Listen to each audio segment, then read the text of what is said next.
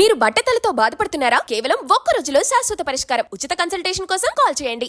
ఎంత గొప్ప సినిమా అయినా సరే సార్, కాలాలు మారుతున్న కొద్దీ అభిప్రాయాలు మారుతుంటాయి, ఫ్లాలు కనబడుతుంటాయి. కొంతకాలం పోయిన తర్వాత మనం గొప్పగా అనుభవించిన సినిమాని కొంతకాలం పోయిన తర్వాత ఏదో ఒక లోపం కనిపిస్తుంటుంది కదా. కానీ నా దృష్టిలో శివ అన్నది ఫ్లాలెస్ అనిపిస్తుంది ఇప్పటికీ.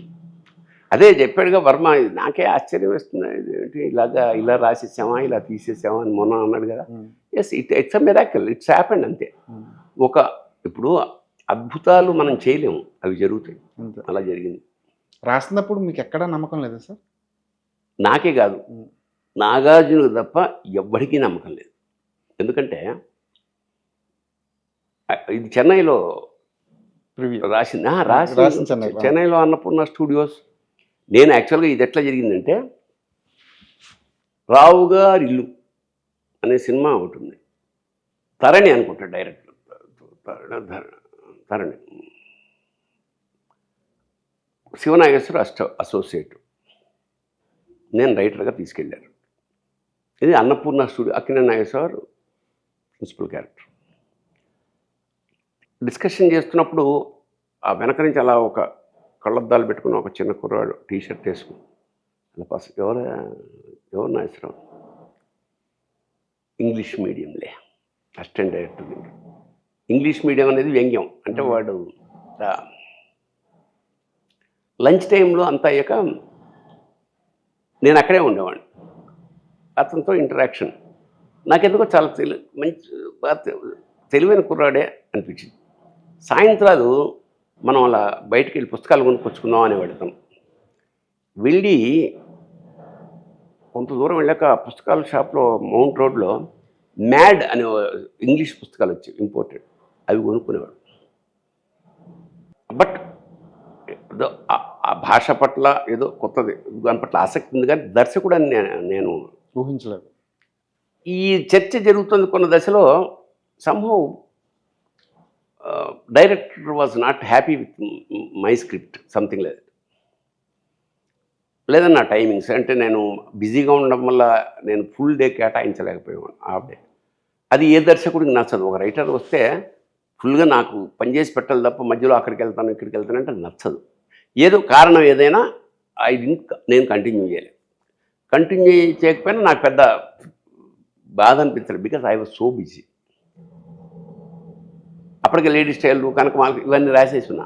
సో ఆ సినిమాలో నూతన్ ప్రసాద్ ట్రాక్ వరకు నేను రాసేసి అది ఉంది, వెళ్ళిపోయా, నాకేం సంబంధం లేదు. తర్వాత మౌంట్ రోడ్లో ఉండే హోటల్లో వెన్నెల్లో ఆడపిల్ల అనే సినిమాకి నేను మాటలు రాస్తున్న క్రమంలో నాకు ఫోన్ వచ్చింది అన్నపూర్ణ స్టూడియోస్ నుంచి. మిస్టర్ భరణి, నేను రామ్ గోపాల్ వర్మని మాట్లాడుతున్నాను. చెప్పాను అంతే. అప్పటికి అస్టే కదా, మీరు ఒకసారి అన్నపూర్ణ స్టూడియోస్కి ఒకసారి రావాలి. ఆ సినిమా అయిపోయింది, అది తీసేశారు, అయిపోయింది, ఇదే ఉంటాను, సరే వస్తాను, కారు పంపారు, వెళ్ళాను. అప్పుడు నా ఆహార్యం ఏమైనా ఉన్నది, లాల్చి జీన్స్ ప్యాంటు, సిగరెట్టు, అలాగే వెళ్ళి ఆఫీస్ ముందే తొక్కేసి కూర్చున్నాడు. తీసుకెళ్ళాడు, పెద్ద హాలు, ప్రొడ్యూసర్స్ కూర్చునే కుర్చీలో కూర్చున్నాడు. నేను ఆపోజిట్ పెద్ద టేబుల్ అన్నమాట. ఏంటి పట్టేశాడు వీడు, నేను I'm going to direct a movie అన్నాడు. నేను పట్టేశాడు అనుకున్నా మనసులో. మీకు ఒక కథ చెప్దాం అనుకుంటున్నా, నేను డైరెక్ట్ పోయే సినిమా ఒక 2 hours, పొద్దున్న 10 నుంచి లంచ్ వరకు. He narrated in such a way, he are shown me the film, సినిమా మొత్తం చూపించేసాడు. ఆఖరికి ఫోన్స్ డయల్ ఎలా చేసి ఎలా మాట్లాడాలి, ఎలా లోలో,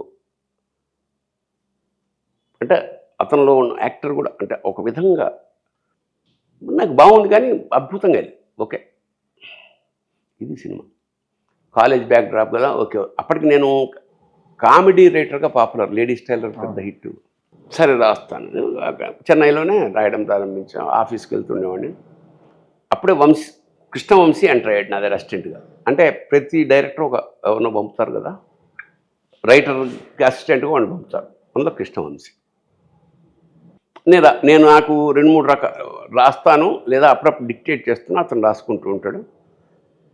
చాలా ఎంజాయ్ చేసేవాడు స్క్రిప్ట్ని, బాగా నవ్వి. సరే 4 రోజుల్లో అవగొట్టేసాం. వచ్చి అన్నపూర్ణ స్టూడియోస్ వాళ్ళ స్టాఫ్ మొత్తం ఉన్నాడు.